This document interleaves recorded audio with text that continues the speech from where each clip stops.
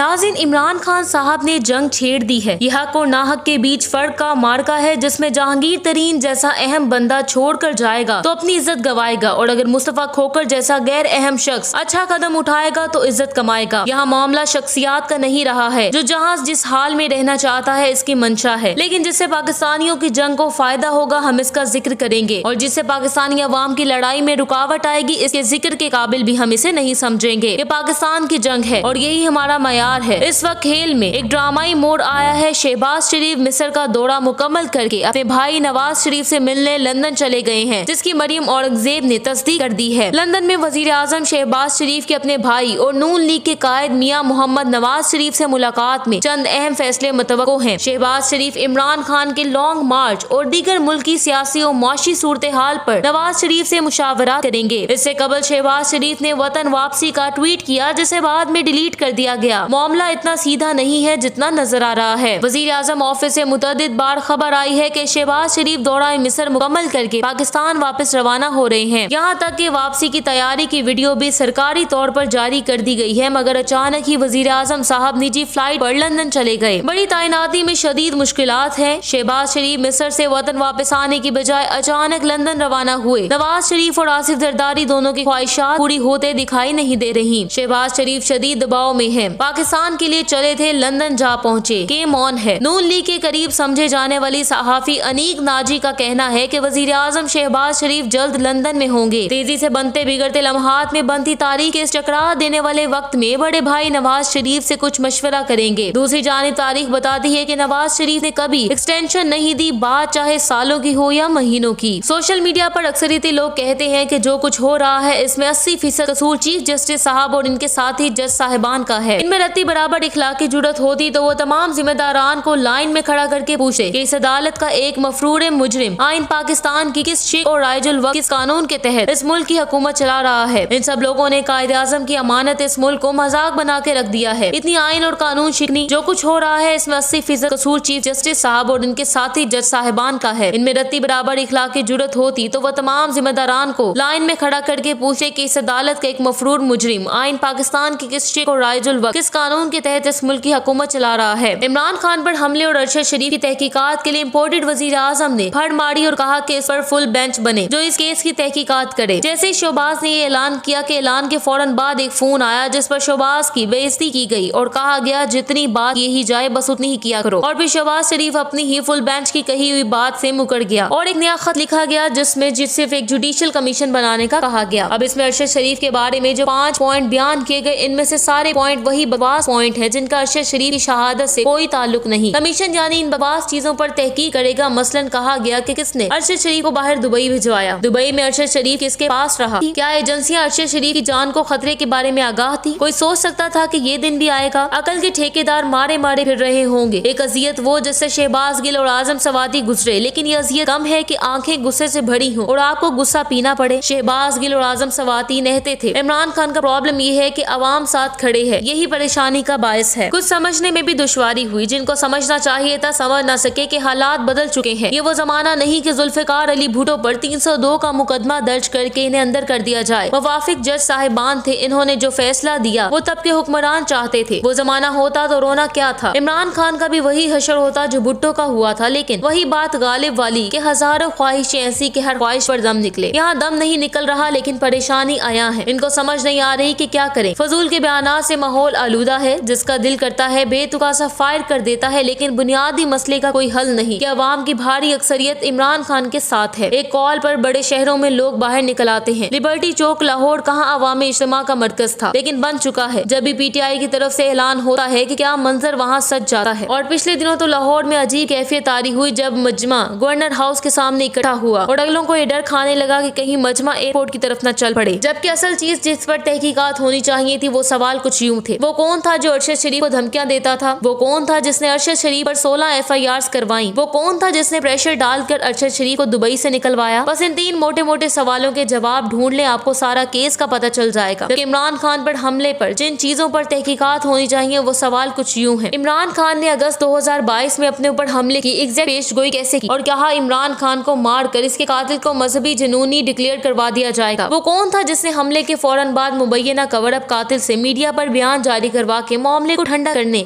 और मामूली वाकया बनाने की कोशिश की। मौजम गोंदल की पोस्टमार्टम रिपोर्ट पब्लिश की जाए, वो इस जुनूनी की गोली से शहीद हुआ या फिर किस पिछले से आने वाली गोली से, जो कि इस मुबैना कवर अप कातिल के लिए थी। लेकिन इसका निशाना मौजम गोंदल बन गया। वो कौन था जिसने रेस्क्यू 1122 के एहलकार से प्रेशर पर बयान जारी करवाया, जिसके बाद में इस एहलकार ने खुद ही तरदीद कर दी। बस इन मोटी मोटी चीजों पर तहकीकात कर ली जाए तो सारा प्लॉट खुल जाएगा। बात इमरान खान की जात से आगे निकल चुकी है। सवाल यहाँ ये नहीं कि इमरान खान अच्छा है या बुरा, इसकी खूबियां और खामियां क्या हैं। मसला ये है कि जिनको कभी कुछ कहा नहीं जा सकता था, पहली बार इनको बहुत कुछ सुनना पड़ रहा है। इमरान खान जो कह रहा है, पहले किसमें हिम्मत थी कि इस बेबाक तरीके से कह सके। भुट्टो का हशर तारीख का हिस्सा है। नवाज शरीफ की झाग जीटी रोड का फासला तय न कर सके। दाता दरबार पहुंचे तो झाग और हिम्मत दोनों बैठ चुके थे। इमरान खान जो कर रहा है कोई न कर सका। पहले वन पेज को खूब इस्तेमाल किया और इस अंदाज से किया कि अगलों को समझ न आए कि इनके साथ क्या हो रहा है, और अब खुल्लम खुल्ला बरसरे बेकार है। और वो जो कुछ कह रहा है कि सामने मुखातिब ज़हनों ने कभी सोचा तक ना था कि इन्हें ऐसी बातें सुनना पड़ेंगी। अलबत्ता कोई ये ना समझे कि सब खेल है। पाकिस्तान में जो कुछ हो रहा है इसका मफहूम निहायत संजीदा है। एक नजरियाती जद्दोजहद उठ खड़ी हुई है, जिसका बुनियादी नुकता ये है कि इस मुल्क पर हाकमियत किसकी चलनी है, आईनी इदारों की या पसे पर्दा अनासिर की। हम सब जानते हैं कि पाकिस्तान का बुनियादी मसला यही है, और तमाम तर काविशों के बावजूद ये मसला हल नहीं हो पा रहा, क्योंकि करप्शन की मारी सियासी पार्टियों में वो दमखम नहीं कि इस सवाल को उठा सके। इसलिए आईनी इदारों के होते हुए भी मर्जी और मंशा किसी और की चलती थी। इमरान खान ने इस गैर तहरीर शुदा असूल को चैलेंज किया है, और अगलों को समझ नहीं आ रही कि इन्हें क्या करना है। ऐसी कंफ्यूजन कभी पहले ना देखी थी। हम जैसों को इमरान खान की जात से कोई सरोकार नहीं। दौरान इक़्तिदार हम जैसों को उनकी सियासत अच्छी नहीं लगती थी। इनकी रोजमर्रा की तकरीरों से हम उकता गए थे, लेकिन सोचे समझे मंसूबे के तहत इमरान खान हटाए गए तो पाकिस्तानी सियासत का नक्शा अक्सर बदल गया। इक़्तिदार में रहते तो मजीद गैर मकबूल हो जाते। ये कुदरत का करना है कि अकलों के पर्दा पड़ गए, और जिन्हें समझना चाहिए था समझ ना सके कि हुकूमत हटाने के बाद कौमी मंजरनामा क्या शक्ल इख्तियार कर जाएगा। अलबत्ता मंजरनामे के तब्दील होने की बड़ी वजह एक ही थी कि इमरान खान एहतियात के तमाम तकाजों को एक तरफ करते हुए मैदान में निकल आया और उनको ललकारने लगा जो इस चीज के आदी ना थे। इसी दलेरी की वजह से अवाम इमरान खान के साथ खड़े हैं। बोझिल होता या बकरी बन जाता या कहीं लंदन भाग जाता तो किससे साथ खड़े होना था। दोनों चीजें कमाल की, एक दलेरी और दूसरी अवामी जज्बात की शिद्दत। जैसे सियासत से लात ताल्लुक होते जा रहे थे, क्योंकि हम समझते थे कि यहाँ कुछ नहीं होना, किसी चीज ने नहीं बदलना, बस पुरानी डगर पर कौम चलती रहेगी। लेकिन आफरीन इस जग पर जो अप्रैल के महीने में मारी गई, हर चीज को इसने बदल कर रख दिया। इमरान खान इक़्तिदार में रहता तो वही घसी पीटी बातें हमें सुनने को मिलती। जबरदस्ती इक़्तिदार से निकाला गया तो एक जंगजू इमरान खान सामने आया और उसने हर चीज को झंझोड़ कर रख दिया। अवाम भी शायद इसी इंतजार में थे कि कोई हो जिसमें हिम्मत हो कि स्टेटस को चैलेंज कर सके। खान की दलेरी देखते हुए अवाम की हिम्मत भी बंद गई, और ऐसी बंदी कि अब अवाम को दबाना आसान नहीं। होश के नाखून लेने का वक्त आ पहुंचा है। कोई ये ना समझे कि इक़्तिदार की पुरानी रवायात बरकरार रह सकती हैं।